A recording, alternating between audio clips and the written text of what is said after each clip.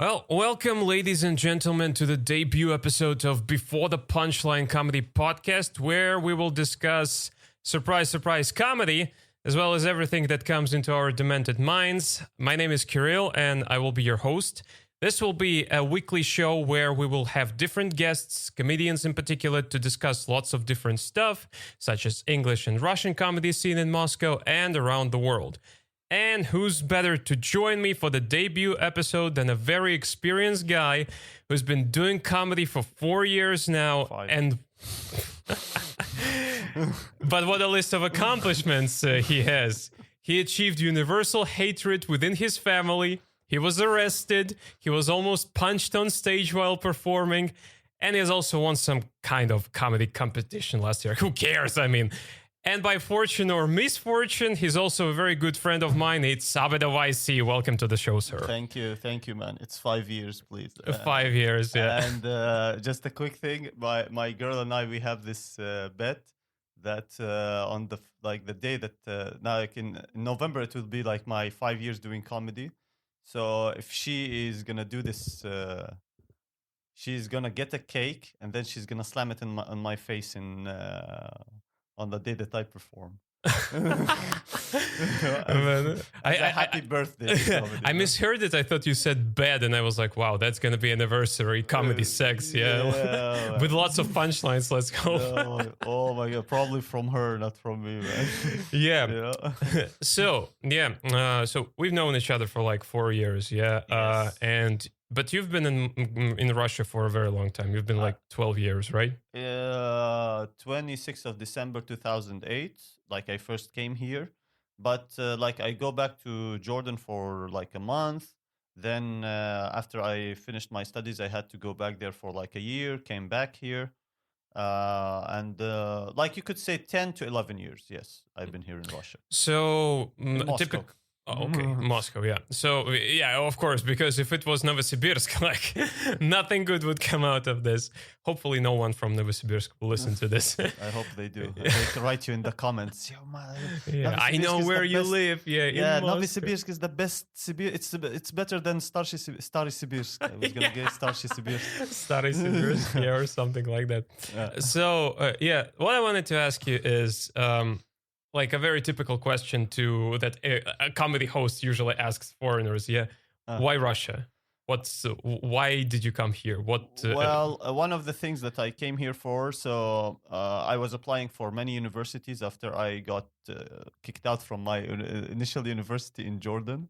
Oh, didn't know that. Yeah, I pissed off some people, and they kicked me out. Just not gonna go into details at the moment because I'm trying to write a bit about it. So anyways, so what happened is that my father has lived in Russia for 40 years. I had like two of my cousins and my aunt. They lived in Russia for like 6 years or so. So I was applying to Russia because I know some people here. And at the same time, I applied for many different universities. Like, for example, I applied to New South Wales in Australia, to a university in Malaysia. I forgot the name, sadly, and University of Birmingham. And the University of Birmingham accepted me, but when I sent the money for the application, apparently I sent it to the wrong bank. So, yes, and I still have the paper that says, You've been accepted to our university. Sadly, the money you sent for the for the application is like to another bank, and we can't. So we have you have to apply again like next year. Imagine how great of a story it would be like if you actually paid for someone else. If there is like another Abed Owaysi, it was like, oh shit, I never knew that. Yeah, and instead of like studying in some Afghanistan, he's like been studying in Malaysia. No, to be honest, I don't know if I would envy him or not. Or her, you never know. But if I didn't come here, I wouldn't have, done stand-up. And so to New South Wales also. And what happened is I got accepted from Malaysia University and from here in Russia, from a university here in Russia. So what I did, I went away from my house like at that night where like I knew that I got accepted here and there. I got drunk. and I flipped a coin.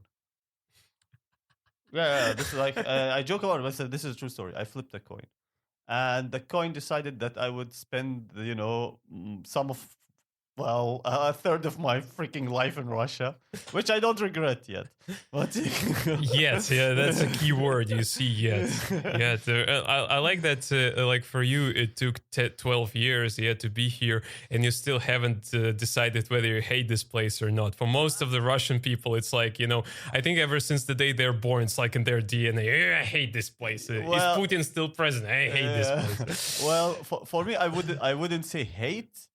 I would say, like, when people ask me, I'll say Russia, like Moscow especially. Like, I've been to some places, but for me, Moscow, and it grows on a person. It's a a fast city, a really nice city. Your metro is awesome, but That I one would won't live argue. in. Listen, if I would live in that metro, I don't care. I would go to a policeman, tell him, could you just put me in this small cabinet that I visited a few tens of times, and I would just put me there just like for a month. I would even pay rent for them. Well, some people are doing that, right? Yeah, I know, and they're geniuses. I would love to do that. The problem is I'm a foreigner, and if it's on my paper that I got arrested, for some bullshit, I would get deported, and I don't want that yet. Well, I think you would be lucky because they don't usually, bullshit with foreigners. As soon as they see your passport and they're like, "Oh, foreigner, oh, fuck you." On get the off here." contrary, my friend. Really? On the contrary, the best is to mess with a foreigner. I understand why they do that. It's a foreigner. Why not mess with him? We speaking of which, because we talked to a fellow comedian recently, yeah, who got basically robbed, mugged, I don't know, fooled in a restaurant, yeah, simply because he didn't know Russian, yeah, and he probably didn't know like how things are done Plus, here. I think he was a bit too horny. Yeah, he was. He truly was. Yeah, you could see, like when he said, "I lost 30,000 rubles," from his mouth, it was like, "I lost 30,000 rubles." His eyes were like, "I didn't fuck that girl." Yeah. To be honest, yeah. He is like, I got punched, and then when he paid, like when he got robbed, he actually went back to the place to find the girl. He was like, I'm today to come higher, what is it called, the heaven or hell, higher, I don't know how it's called.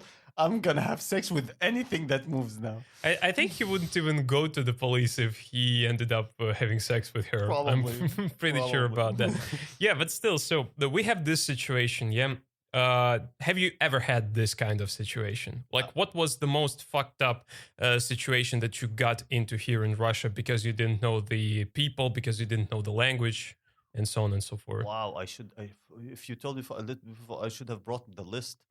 Okay, so because I didn't know the language. Okay, this is gonna be a bit fun. So here's what happened. In 2009,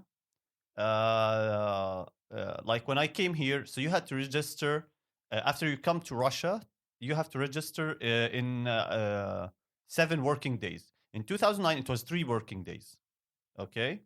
So I went there and I didn't know anything about the idea that I had to go to the migration office, to the international office in the university to give them my papers. I had no idea what to do. Okay. Okay. So apparently I spent like a month and a half without doing that. So when I go, shit. Yeah. So when I'm walking around happy, whatever, and so I go there. And this time I use, like, my cousin, me and him, we study in the same university. So I go to the migration or international office, and they tell me, oh, "You fucked up." And I literally, like, I can't handle pressure well. I start sweating from both ends or 3 ends, from all ends, my friend. Yeah. And I remember, like, I was like, now the person is talking to me, and she's speaking to me in Russian, and she's shouting. Now, I wanted to flip the table in her face. Like, what the hell are you shouting for? And my cousin is next to me, freaking me out. He's like, you didn't do this paper. You're going to get deported. You're not going to come back. I was like, what's happening? It's like being hit, but like the woman that was telling me this, she was like, for me, she looked like Mike Tyson with a bit of hair, in her 50s. Like a typical Soviet woman, a Mike Tyson Soviet woman. Do your own imagination in this. Well, actually, what you said right now, I think it's pretty much describes modern day Hollywood, because if they would make a movie about Mike Tyson would be played by a 50-year-old independent, strong woman. That's Russian woman. That's Russian woman, yeah. Because I mean, like reload button and stuff. Oh. Yeah, just my wife just came in here with our daughter. Yeah, so we're back because apparently my daughter didn't actually like my sense of humor, and she started crying. The story of my life. Yeah. You're getting some sleep with her, yeah? Yeah, we do. Like, very lucky, as a matter of fact, because people were scaring me all the time. Like, oh, you're not going to be sleeping for the first month. And ironically, like, she wakes up about twice a night to eat, and that's it. She goes to sleep again. Doesn't that piss you off? Like they oh, she's not gonna do this. Oh, you're not gonna do this. So like, would you like to raise her instead of me? Like, Yeah, it does. And you know what? The funny thing is that most of them don't even have their own kids. amazing. It's just like it's like, if we go back to comedy, it's like those people who just tell you, oh, you should do this, you should do that, and they never done stand up Or themselves. someone who just started like the first day of their they did one what do you call it, an open mic, Mm-hmm. and they did well, they didn't do well, doesn't matter, that's it, they know more than you. Yeah. And since we started talking about this, so you have been doing comedy for 4 wait, we're just about the story that yeah. Okay, let's go so back just to that. to go quick to it. So this old lady, she's freaking me out. My cousin's freaking me out. Like, my cousin is actually freaking me out just for his own humor, So we go to migration office, and once we reach there, we tell, like, I sit there. There's a guy at the desk. He takes my passport, looks at it, and then now I am from Jordan. I have a Jordanian passport, okay? But I was born in Kuwait. So on the Jordanian passport, it says place of birth, Kuwait. And this guy reads, he's like looking at my name. He cannot even read my name, literally, And on the visa, it says where I was born. So he's having trouble. I swear, he was like, he can't read my name. It's like he choked in his own tea or vomit or his corruption. But anyways, so he reads where I was born. Now, my cousin is standing there. He's my translator. I don't have any connection to Russian language, except like, hello, how are you? And I can say like, bitch whore. That's those are my words. And he looks at me. He says, how much should I fine you? Should I fine you 200 rubles or should I fine you 5,000 rubles? Mm-hmm. Which is in terms, it's like at that time it was like $5 or $100. He had that ability. He could find it at whatever sum he wants. Yeah, well, I heard about these stories. Yeah. I can tell you that this is true because they basically have a whole specter, a whole list of things they can fine you for, and they're like, you know what?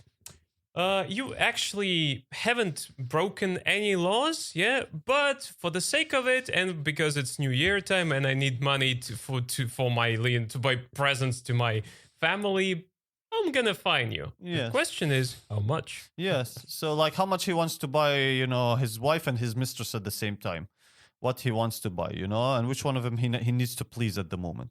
So this guy, he goes, how much should I fine you, this or that? Now I'm like, I have no idea what he's talking about. My cousin is telling me, and then he reads. He's like, Kuwait, which is the Russian for the word Kuwait. Kuwait, neft. Now I know the word neft. In Arabic, it's neft. In English, I don't know if it's neft, but it is neft. There's a company called Rosneft, so I know what the fuck neft means. Trigger word. Yes. And he says the word neft. I jump from my chair. I look at my cousin, look at him, and say, No, niet.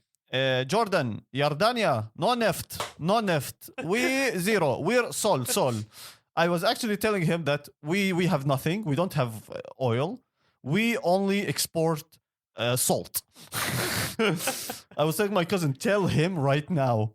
I tell him I'm born there. I don't I wasn't born under what do you call it? An oil barrel or like an oil. You know, I wasn't born in an oil rig or whatever. I was like, no, please. And thank God, he gave me the $5 fine.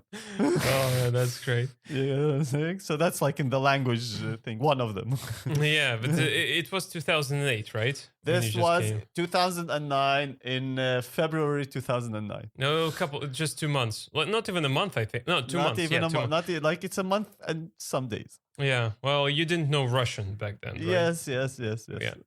Yeah, that's a story I think that every foreigner has. I think that every single foreigner like has this story when he got fucked up by authorities or police or something like that. Every single one. Ironically, every Russian also has the same story. That's like too. I mean, yeah. Me too. I had this like very quickly. Yeah, how a Russian can get into a really fucked up situation. Yeah. So mine was actually when I was driving a car. So I'm driving a car. It's very late at night. Yeah, like very late at night, and there is like a very difficult turn, so to speak. Yeah. Okay. And I want to sleep like really. And the problem was that the line which they painted there, it was like half rubbed. You know, you couldn't see it. And what ended up being, I actually accidentally fell off my line on my car. Accidentally. Yeah, accidentally. How much were you accidentally, yeah. Okay, I wanted to kill myself. You know?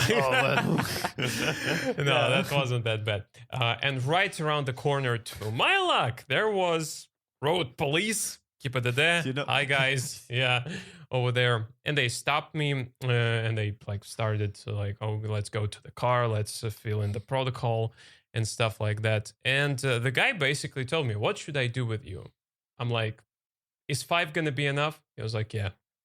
And he fined gave me him 5 rubles. 5,000 rubles, man. Yeah. He fined me 5,000 rubles. Yeah, Wow. but that's the rules. Yeah, but I could have argued that because the line wasn't there, like basically. Yeah. So I was like, what the hell is this? My father once got stopped, like when he was here in Russia. He once stopped by a policeman, and like he was driving and stopped by a policeman, and the policeman like tells him like, your documents. So my father's answer to him, he's been living in Russia for 40 years. He looks at this policeman and tells him, how old are you? And the policeman is going, what? He said, how old are you? So the policeman was like, I think he said 27, 20. I'm not sure, like something like in the late 20s. And my father looked at him and says, I've been living here for since you were not even born here. And he was, I don't know, like he was just talking to like, what, you're stopping me? I wasn't even here born. And I was expecting my father to go to him and tell him, I might even be your father. Which wouldn't surprise me actually. Yeah, and my father saying that, I'm sitting there, so I was like, what are you doing? You're brown. You're brown in Moscow. Exactly. Why are you pissing him off? And maybe that's why, like, I got this habit. Like, if your papers are good, everything is fine.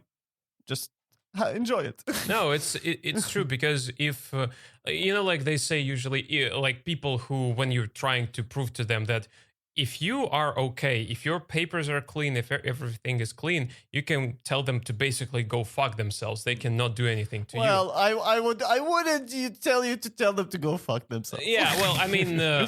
Very lightly, yeah. Because you might be the one at the end of the stick, literally. Yes, true. But the thing is that it's true. Like, they cannot do anything to you if you're clean. I had this situation, again, with the car. When I was just driving, I didn't break any rules, and the guy just stopped me. Are you sure you didn't accidentally move away from the line? Not this time around. I wasn't sleepy, Okay. Yeah. I like how you call it sleepy. Okay. Yeah, right. Yeah, that's sometimes what one of my friends used to kill himself when he's shit-faced drunk. Okay. Sleepy. I was sleepy, I was sleepy. That's why, I got my hand into your bra and your panties because I was sleepy. I was daydreaming. I woke up in a dumpster because I was sleepy. Sleepy, you're right. Anyways, yeah, sorry. Yeah, so I'm driving there. It's a highway, it's highway. I'm driving there, and there is the guy. Like, I'm not breaking anything. The speed limit is there. Yeah, he stops me. He goes like, "I want to see your documents." And that was the first year I got my driving license, and I was nervous. But then I remembered, like, the day before, like literally the day before, my dad and I, we were talking about such situations, and my dad was like, "So if you're not breaking anything, if there is only him, like by himself, there are only two reasons why he can stop you. Number one, they have some sort of training, like they are reorganizing their divisions and stuff. That's like training, yeah. Or number two, when they have this, how can I put it? When they have the when somebody like a prisoner escaped, they're checking cars. Yeah, they're checking cars, yeah. And in my case, that was nothing, none of these cases. So I was like, "What's the reason for you stopping me?" And he was like, "Checking the documents." I'm like, "You can only check my documents in two reasons." And I give them these reasons. And then he goes like, "Well, we have trainings going on," without blinking. And then I was like, "Okay, so let me use the phone number on your car, because that's the number of the local office, where he's basically working." And I was like, "Let me call them and ask them whether you really have the training right now or not." And he looked at me, he was like, "Get the fuck out of here." That's exactly what he told me. And I just drove off. Yeah, so that's the story. That's my story of successfully avoiding. I remember, like, after some time when I got to know a few rules, when policemen stop me and I'm in a sleepy mood. Well, when I was in a sleepy mood, I would tell them, like, to tell me, "Show us your documents." I would actually tell them, like, "No, you show me your documents first. I have the right for you to show me your documents first." And sometimes it would piss some people off. Sometimes it wouldn't. Sometimes, like, for them, it's okay. And they would tell me, like, either to, scram. But it's like, if your papers are fine, nobody's going to mess with you. Unless they really want money. Yeah. I mean, if they really want to mess with you, they will mess with you. There's no question in that. Yeah. So but from the horror stories of you experiencing some things like that in Russia, let's switch to actually why we're here today. Yeah, like 23 minutes in, we decided to discuss comedy finally. Okay. So you have been doing stand-up for more than 4 years. 5 years. 5 years. Sorry, Next month it will be 5 years. 5 years, yeah. Happy anniversary. Here's your nothing. Thank you, my friend. Thank you. So 5 years. And like, as a person who's known you for like 4 years, I saw you growing. Yeah, like I really saw you grow as a comedian. I hope you don't mean that in a dirty way. Well, I mean, your comedy gets me hard sometimes, but especially when I have to perform right after you. So thank you. That's the thing, But how did you come into this world of comedy? I will tell you that. That's oh my god, this is such a fucked up question I asked. You see, exactly. This is what you get when you have a Russian hosting an English podcast show. How did you come into this world? Yeah. So anyway, how did you start doing comedy? What was the reason? So the reason was very simple. My friends took me to the place where like English stand-up was happening. I saw people doing it, and I was like, I'm gonna try this. It's fun. The guys were like funny, awesome, whatever. And I remember I like started writing. I just wanted to do it one time, and I have stage frights. I even now 5 years doing comedy, I still have stage fright. Okay. But I just wanted to fight it by getting on stage and trying to earn confidence, like to get this confidence, like I don't know how to say it, face the waves, and face your fears. Maybe. Oh man, that's no fear, man. That's for me. Sometimes I think the audience are predators. They just sit there, they smell your fear. You remember, like last week we had a show on Saturday at that bar, at our favorite bar. Yeah. When I went off stage, like it was dead. The crowd was dead, and you were like, there are a couple of people who just wanted to like to just basically be cunts, you know. Yeah, man, like fuck, man. Like so what I did is, I wrote my bit, and I remember I'm not too proud of this. I remember the bit about the idea of it. So I got on stage, and I started doing my things, and sometimes I'm an asshole. So I start talking to someone in the audience, and there's a girl who stood up and left. I'm not gonna say why. I was being childish, trying my things. And but her boyfriend, he was sitting there, he was laughing. He was like, this is funny. So I remember that I was shit, and I had three of my really good friends.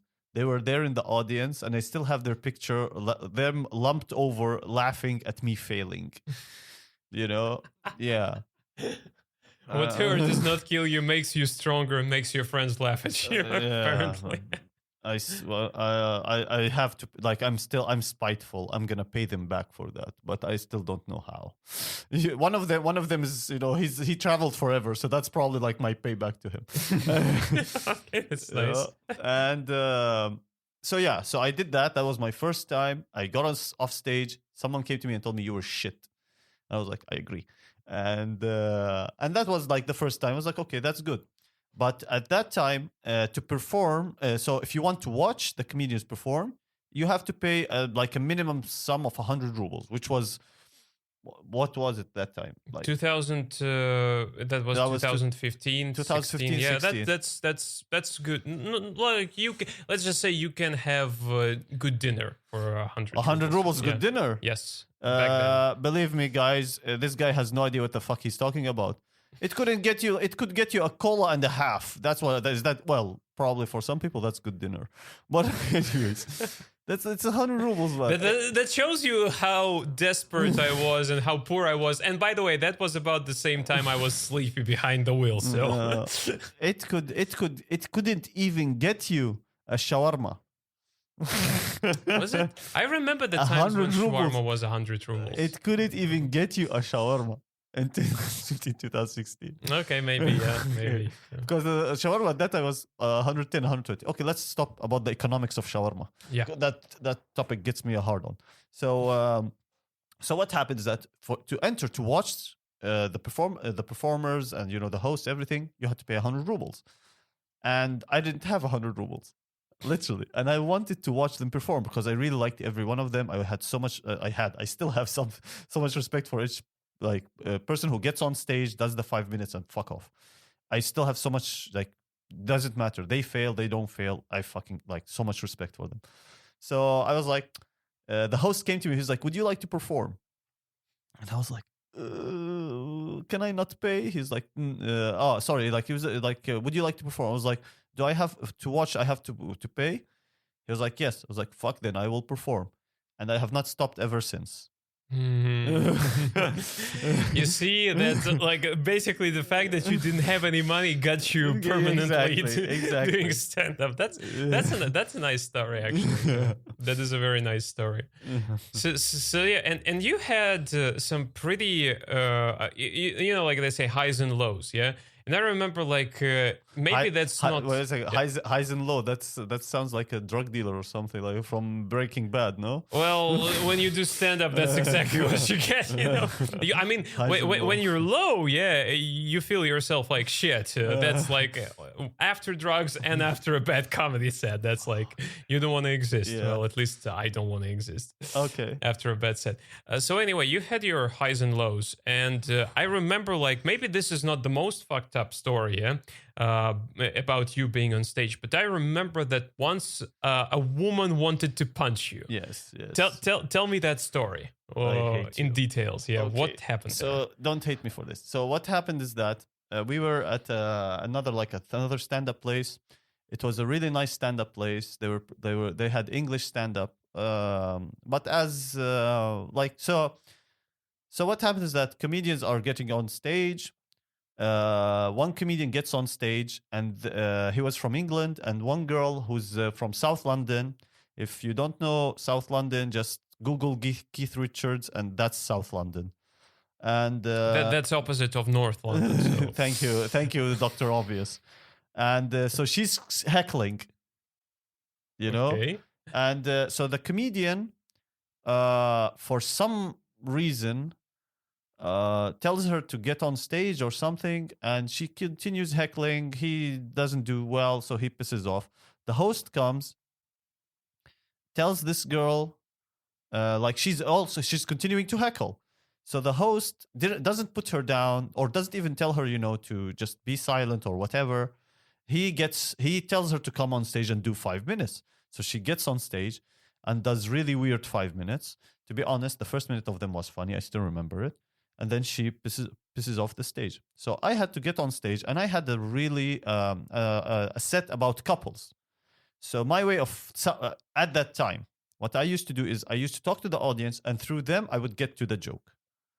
Like I would ask couples, what do you guys order? And then I would talk about me and a girl ordering, something, and so on, and trying to get to a joke. So I was talking to a couple, and because I'm such an idiot that my mind went more than what I wanted. So I started kind of insulting them. Mm-hmm. But for me, it was funny. And for the other comedians, it was funny.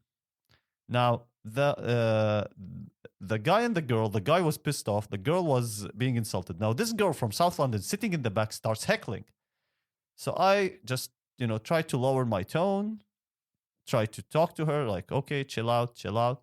And then it pissed me off. So what I did is I raised the amount of sexism I had in my head by 6,000 billion%.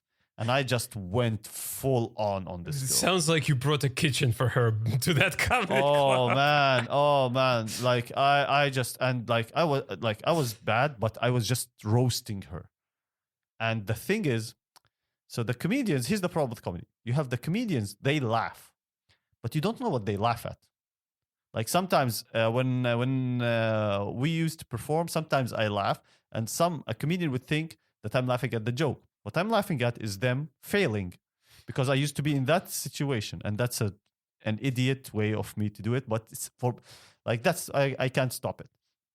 So I hear the comedians laugh, and I go, they laughing. I must be doing really awesome. Apparently, I wasn't, but I was being very insultive, And then this girl stands up, and she tells me, "I'm gonna come punch." I was like, "Come here, come punch me." And she starts walking to me to the stage. The thing is, the chairs were in a way of like an arc. So she had some she was like a horse in what do you call it? A bull in a in the race where they have to jump over obstacles. Yes. So that was she was jumping over so was the obstacles. It was so funny how she looked like. Okay. And she stopped at the second obstacle or third obstacle, and she turns back. She goes back to her chair, and I go on. And after it, I just went, "You've been a shit audience," and I fucked off. But the thing is that I thought I was doing great. Apparently, I was bad. And after it, the host came to me, and he even texted me. He was like, "I got many complaints about you, but could you please not do that again?" And I learned my lesson from that fuck it, do whatever the hell you want, man. Yeah. And since we touched that subject, I just want to get it on the recording, because you and I, we both see a lot of newcomers, people who try to do stand-up, who want to do stand-up. And pretty often they build at least some of their jokes on playing off with the crowd. Yeah, again, not insulting them, that's not their intentions, but comparing them to someone or something, which very often, because of their inexperience, can get really insulting in a way. So do you have this definition, what constitutes insulting a person on stage when you're trying to make a joke, and where is the line? Where does the line lie? Well, that's actually a really good and tough question. So you see, for me, if it's funny, it's funny for me. For some people, you will never please a full room. You will always have someone who's pissed off at you. the thing with this is how much you insult. So, for example, if you insult directly, if you look at someone and tell them you are a fucking idiot, that's a direct insult. In my opinion, that's a no-no. Like there's one comedian, Gary Delaney. He was in an interview. He was talking about one of the rules is don't cut off the audience. Yeah. So like don't, if you want to shut down someone, so shut them down in a funny way. Instead of saying a fucking idiot, you can make a comparison between them and someone else, and or something else, or like a situation, or like if you have a couple who are, and the woman is shouting, you can look at her husband and tell him like, that's like, it's clearly that you're not doing your job well. Yeah. And believe the audience will find this funny. Why? Because if she's heckling, if they're annoyed, they will laugh at her. Yes, that's and true. One more thing is what I try to do, but I think I'm still like in the process. Sometimes people make a mistake between laughing at you and laughing with you. So like, don't make the audience laugh at someone.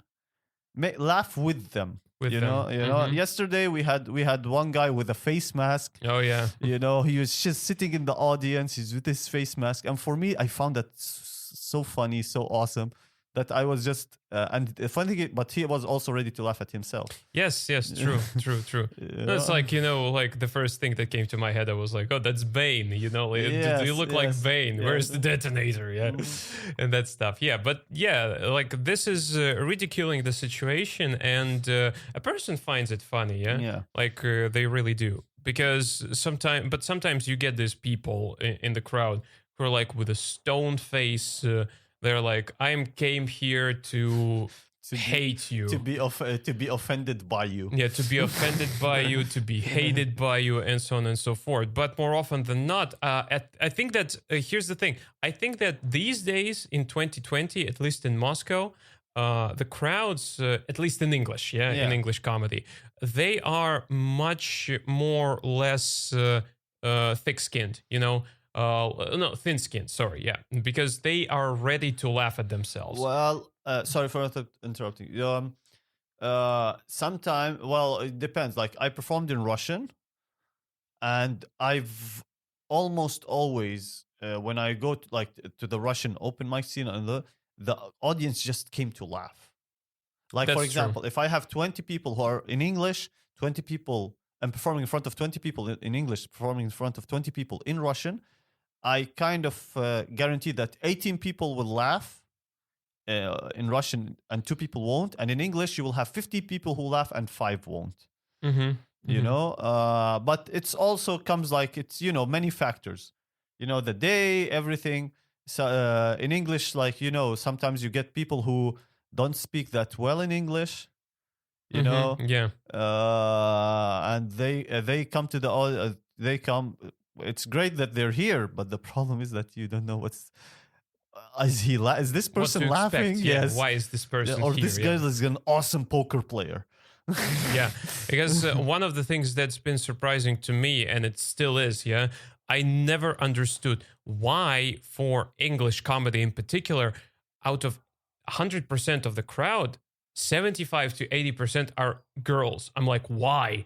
I just don't get it. And it's not like they came with their best half. Yeah, no, they're coming there with their girlfriends, like just, or by themselves. And I'm like, why? Like, I never got that. I still can't figure it out. Maybe, well, if let's take it in another direction. So if you would look at the Spanish open mic, which we, by the way, have every Monday.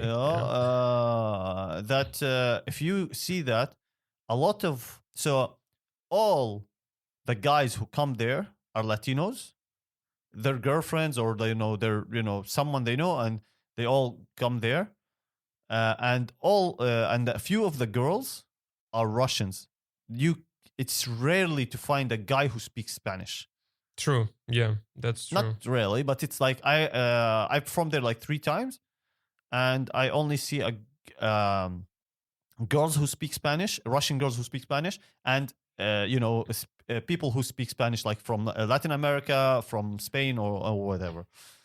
So I think that's the thing, that girls are more, if like they are learning languages more than guys, maybe. Probably, yeah, probably. No, I mean, yeah, that's true. I mean, I can tell you, I'm a good example because at university, and I was studying on foreign language faculty. Out of 100 people on the course, there were only like 7 guys and 93 girls. See? Yeah, so that's probably true. Yeah. And you touched a very interesting topic, which I wanted to also talk to you about. You not only perform in English, but you've been performing in Russian as well for quite a while. If I'm not mistaken, like you did it occasionally. You started doing it occasionally about a year and a half, 2 years ago. But like the past year, you've been doing it like pretty regularly, more or less. Yes. Talk to me about the differences between Russian crowds and English crowds, and how does it feel like to switch between English and Russian comedy? So this is for me. Okay. Like first, as I said, like in the Russian mics, their way of making things work is different than the English mics. But the audience that come to the Russian mics are mainly there. They know there is stand-up. I came here to laugh. I came here to relax, and you better make me laugh. So they're more accessible. You can like, talk to them, and they will laugh at your thing. It's almost like they are ready to excuse it. It's almost like even if you're failing, they're like like basically telling you, "Come on, I'm ready to laugh. Like, make me laugh. Yeah, I'm not gonna shit on you. Just make me laugh. Come on." Yes. You occasionally get the drunk person, but yes, that's exactly what it is. And for me, as a foreigner, I have an advantage. I don't like to say that, but let's be honest. Like we're trying to be objective here. Yeah, a foreigner will always have the advantage. Of course, but here's where.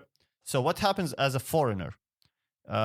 If you start from the get-go to talk about, let's say, the politics of Russia, I think they won't accept that at the beginning. They won't, unless it's really funny. They won't accept that. But so what they accept from you, so like from when they hear next performer is from Jordan, come here, and when I get on stage, I think Jordan, a foreigner, tell us about the differences between Russian life and Jordanian life. Exactly. Yeah. So what's the thing is that if you start, like, let's say the first minute, you earn their trust, you earn their laugh, you earn their, love, let's say, that's it. Whatever you can joke about, you can try later. Some things they won't. Like, and of course, it depends on the character of the person. Like me, myself, an Arab, getting on stage, and maybe, let's say, if I talk bad about, I don't know, to be honest, kids, children, or, terrorism, let's say. I know it's a stereotype, but it's still a stereotype that's in people's heads. You can't remove it. And if it's not funny, if it's not interesting, you would lose them instantly. Like, and because that happened to me quite a few times. Like, I have one joke which the host once, well, it's not once, a few times. A host came to me and he told me, "Don't do that. They like you, and then you kill them by the end. Sorry, you kill them. You disconnect from them. You disconnect from them by the end. Please don't do that joke." And every time I would say yes, I get on stage and I do that joke. Of course, yeah. But that's the idea. Plus, let's say, so let's say if God forbid there's a something horrific happening in Russia. As a foreigner, don't fucking talk about it. Even if it's really funny, even if it's like super awesome, funny, don't talk about it at that moment, right? 1 day or 2 days after, because I did that mistake. Yeah. Okay, yeah. So that's the one thing. The second thing is we have plenty of guys who do stand up both in Russian and English, and For me, the most interesting part about that is that you have guys who have been doing stand-up in Russian for many years, yeah? And then they try to do this in English, and vice versa. We have Yes. plenty of guys who've been doing this in English for a long time, and then they started doing this in Russian. Well, to be like honest, you, it's only, for example. it's only 2 or 3 guys who do that at the moment. But yeah, No, yeah, like you, me, Oleg. I think Oleg you Denisov, can. Oleg yes. Denisov. Yeah, you can also Yeah. sign him up there.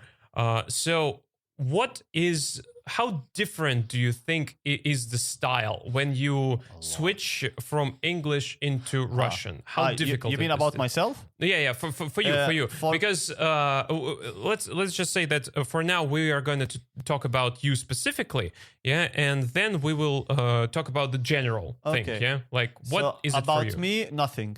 There's nothing changed. I'm me in English. I'm me in Russian. I'm trying to be me in Spanish.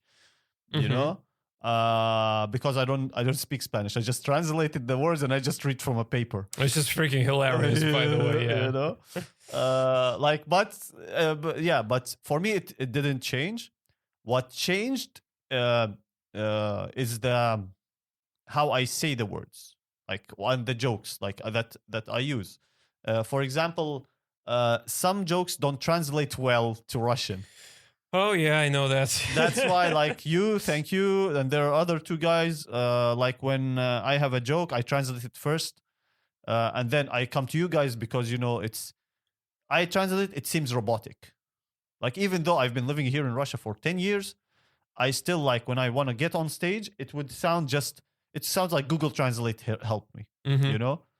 But that's why I ask you and other guys that to check my translation and how is the most proper way to say this and the shortest way to get to the punchline or Yes. to the funny part. Yeah. But mostly for me, nothing changed. I'm me. But I'm no. It's just I'm trying to think if I'm any different. No, actually. Like for example, I was telling you about this. We were performing in a shisha bar, and for the Russian comedians, nobody saw the fun thing about this bar is that there's an aisle between the tables. Yeah. I know about this, and the microphone is disconnected. Wireless. It's Wireless. Oh, disconnected. Brilliant. I can't even speak English, and That makes both of us. and don't sell yourself short.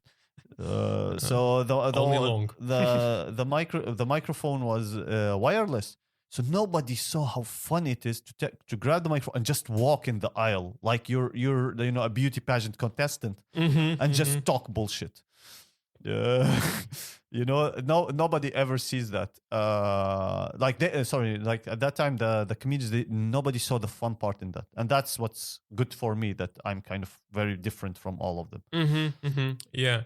And there is like another thing to that, since again you mentioned like the physical movement on stage. Yeah, I think that you and I, we both have seen plenty of really good comedians. Yeah, like top-notch guys who are like killers in comedy, and sometimes you can see how, I want to say, chained they are to the stage once they get there. Because you can say that a person can write very good jokes. Yeah, he has his character on stage. Yeah. But once a person gets on stage, they completely get desynchronized from the physical presence.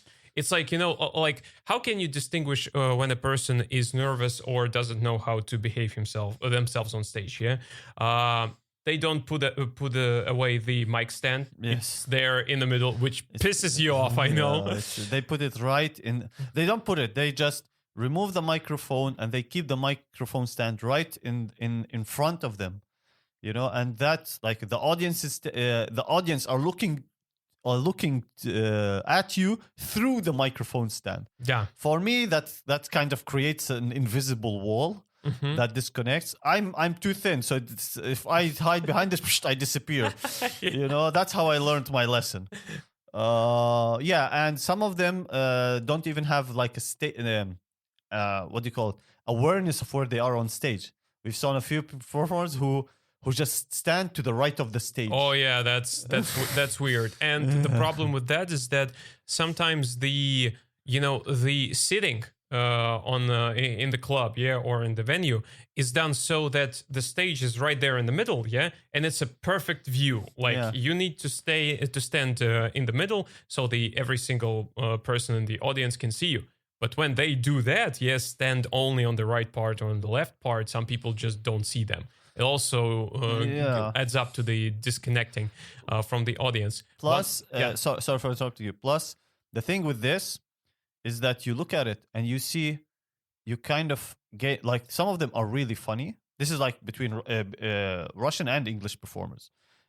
This indicates that the person is nervous.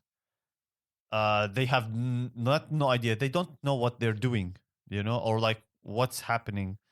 The thing is, like when a experienced performer gets on stage and they remove that instantly makes them more appealing, which is good for me, to be honest. Yeah.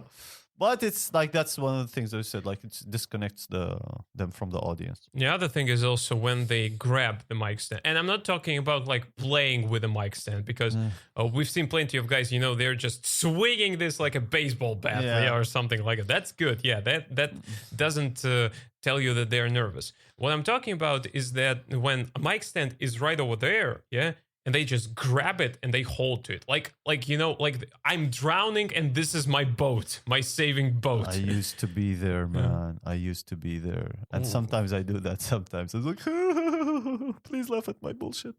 So, Yeah. That's also true. But physical presence is very important, and I think that a lot of people just underestimate it. Because a lot of people, comedians, they focus specifically on writing and creating themselves on stage, and then they're like, okay, I'm funny, I don't need to work on anything else. But they forget about the physical presence, and there's such a big list of things that you have to I improve. agree, and I agree with this, and I kind of like so it's like it's steps, and there's no certain rules to it. Like of course, there is no so, like comedy Bible. I mean, there is a comedy Bible, which is a book, but like some people, I've seen people who have great stage presence, zero jokes, and I've seen people who have awesome jokes and zero stage presence. I think they like by time, but what differentiates those both from people who are performing for a while is the idea that some people, and this is actually, I really like this, when I see them record themselves, either video or audio, I know that this person is trying to be better, because we don't all have an awesome mind Sherlock Holmesy palace. of course, yeah. A lot of comedians I see is like, why don't you record yourself? And they go, I remember all my things. And I remember because I used to say that. You used to say that to me. And I think that, and that's why I will always be grateful to you, because you've been drilling that into my head for, I think, a year. And after I actually started doing this More and like listening 2 to years. myself, I feel like I became better, and I have. And adding up to that, here's the thing, guys. If anyone's going to be listening to this, hopefully, if you reach this part, here's the thing. There is a very definitive answer why you need to record yourself and to listen to yourself. Because your perception on stage while performing is very different from the objective, real perception that you get. Because we've all been fooled by that. When we are on stage, we think that we're doing great, we're hearing laughter, and then we're like, oh, we did great. But then somebody shows you the recording, or when you finally record yourself and listen to that, you're like, shit, there were like 20 people and only 3 of them laughed. And you pointed out only those 3 laughs. That's why you thought it was so great. The thing with this is also, of course, what you have is perfect. And what I would like to add for it is sometimes after performers finish their, performance, they get off stage and they come to one of the comedians, one of the more experienced comedians, and they ask him, how did I do? Now, in my opinion, the worst thing you could say to anybody doing well or doing bad is the worst thing you could say is good job. Mm-hmm. Yeah. That's the worst thing. Maybe someone who's really did well, like actually did well. Yeah, you could say like good job. Why not? But someone who failed and you tell him good job, you give him false like I was gonna say false illusion, negative of negative. You give them an illusion. What I think is why a person should record themselves is when you come when you record yourself, that's your perfect, like device person, whoever. You ask yourself, did I do well? You watch the recording, you did well, awesome. You didn't do well, you know how you can like later on make it better. And that's the problem is like when they come like to someone and they ask him, how did I do? I remember there was one comedian, I have so much respect for him, who was pissed off at me because I was like, you were bad. And in his eyes, there was 2 people who were laughing, and he was like, those people were laughing. I was like, yes, but the other 30 were not. You know, and that person was pissed off at me, and I didn't want him to be pissed off at me. You know, I was like, so now whenever someone asks me, it's like, did you record yourself? No, we have nothing to talk about. Piss off. Yeah. I would say I can't. I don't want us to. I want you to get, because me saying piss off, like me not saying piss off, me saying I cannot give you feedback means you did bad. Yeah. You know, and one quick last thing. What was I talking about? The thing.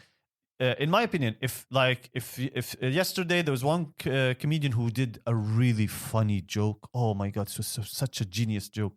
Horsemeat, yeah. No.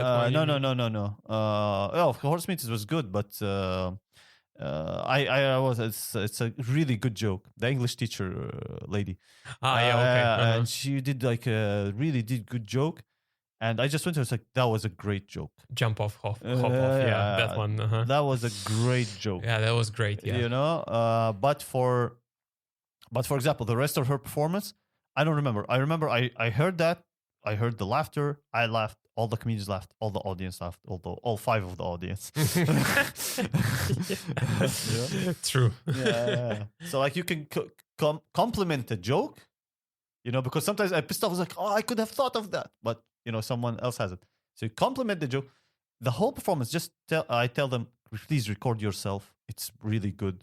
And you learn so much from it. Of course, yeah. Yeah. And 2 things that I wanted to add. Going back to the like perceiving yourself on stage, yeah. Even if you, the wording is very important, because when you ask a person, so how do you think did you do, yeah? And I know that because I fell for that as well. The wording here is this, because if a person tells you, there's like 2 different sentences, yeah?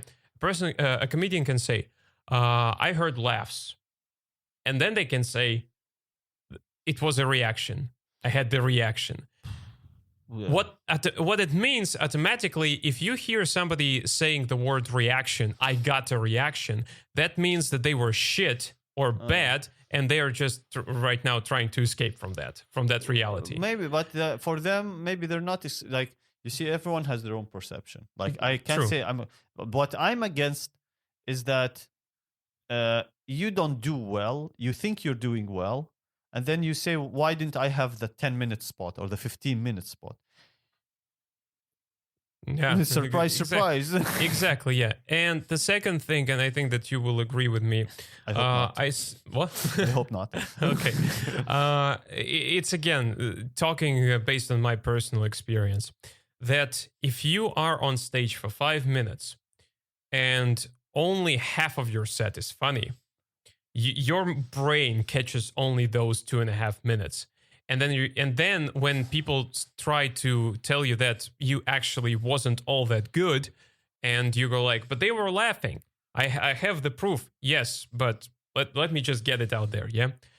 If out of your 5-minute set, you were funny only for half of it, that means that you were funny for half of it, but it also means that you were shit for the rest half. Well, it's not that you can, I agree, and again, like half. You can say that you were shit. Let's say if it's a work in progress. No, of course, yeah. I mean, I'm using too harsh language right now. Yeah, if it's a work in progress, like 2 minutes and a half. But the thing is that is don't have like they must be aware of the other 2 minutes and a half. Yes, yes. You shouldn't just focus and be obsessed with only the good stuff that you had. Yeah, just look at the bad stuff, make it better, and I guarantee, like, there are some guys who performing now are fucking awesome. There's one guy who after every set, oh, you did well, oh, you did well, oh, you did well, and I'm sitting there like, shut the fuck up. You want to give them like a high hopes or whatever, do it, but don't be a dick. And the thing is, so this comedian would say you did well, then behind their back they were shit. Mm-hmm. Like that's a like I don't know, like I know he means well, but don't like that's for me that's a dick move. I don't know about what anybody else would think.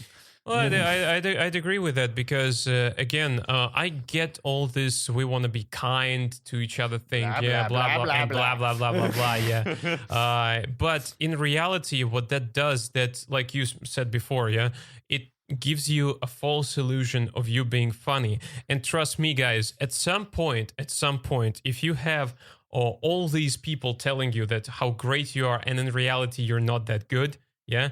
At some point, it's going to hit you hard. And I've seen that happening to several people, several comedians, which were told for like several months that they are very good. And then came big show, you know, like with like 50 to 60 people. Mm-hmm. For us, it's a big show, of course. Yeah. But still, and they get on stage and no one is laughing. Yeah. And that destroys them. And the thing is, like in every other thing, there is nothing wrong with failing in comedy. In fact, I think that you need to experience failure.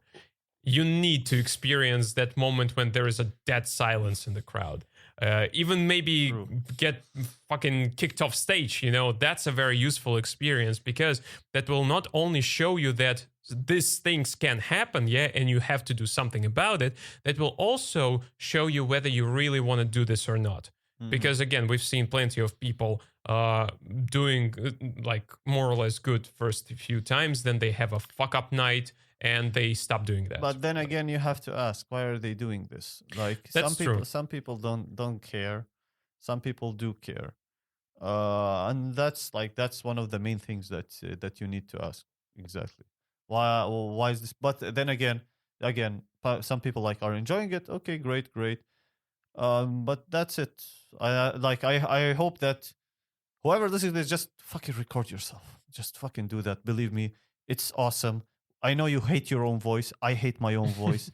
And I have to go through my own voice. Like on Saturday, we have this competition thing. Yeah. The champion of comedy.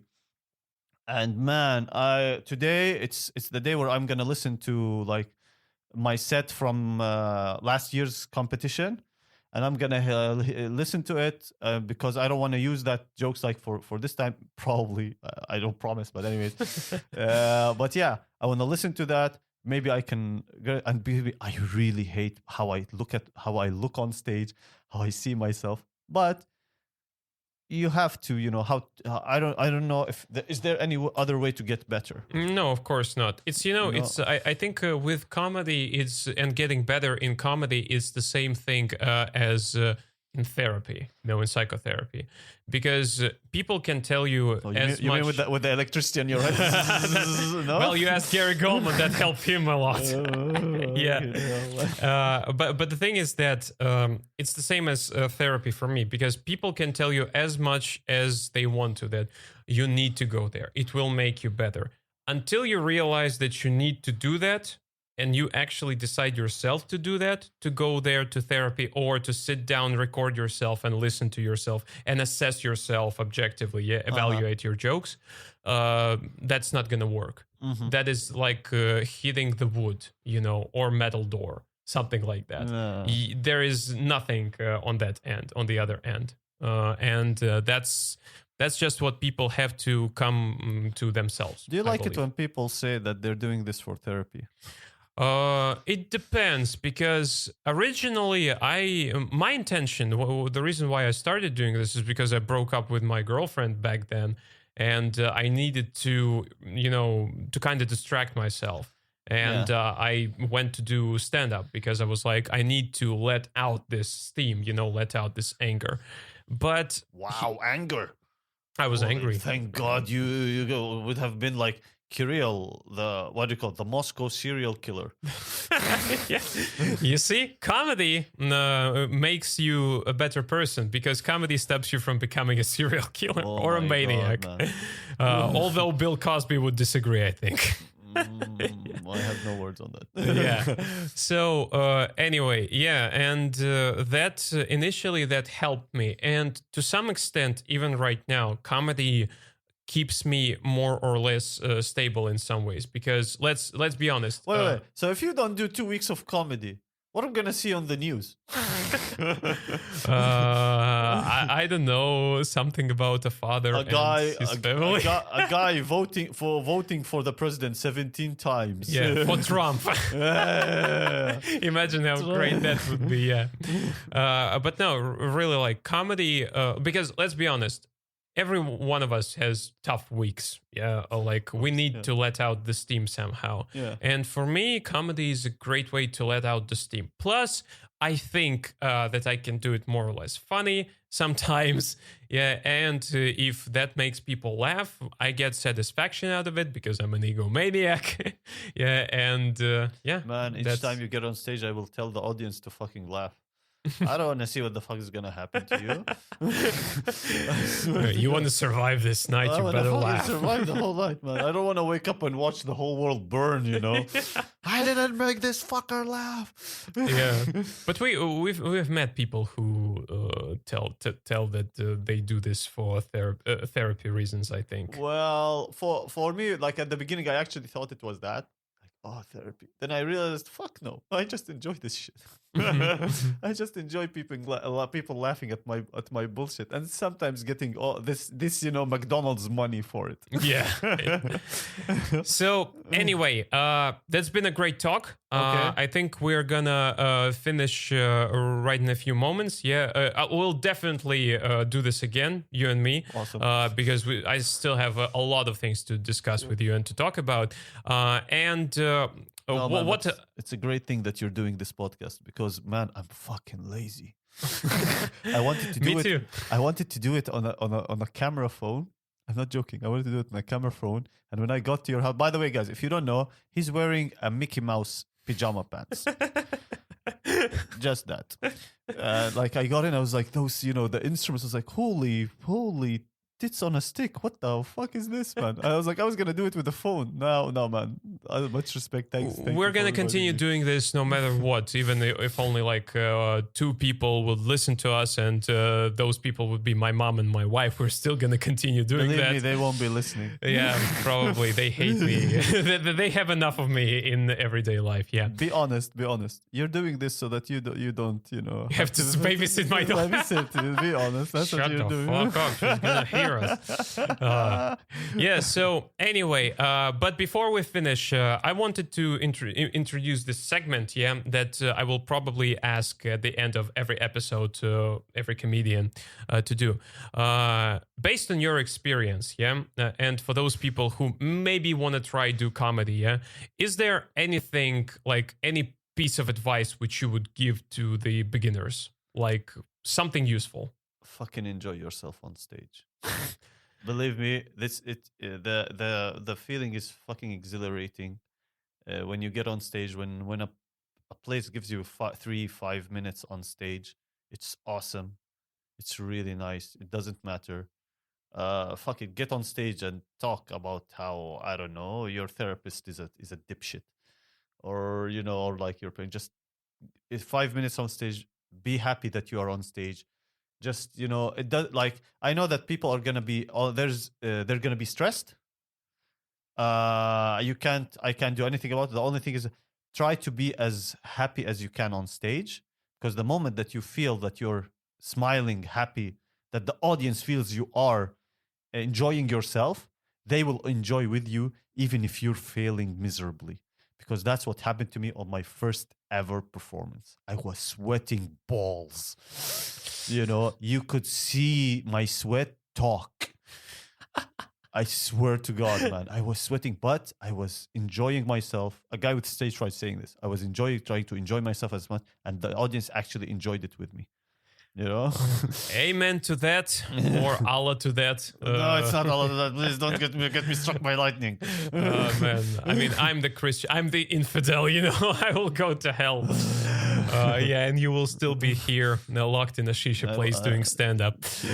Yeah, so that's that for the first episode, guys, ladies and gentlemen.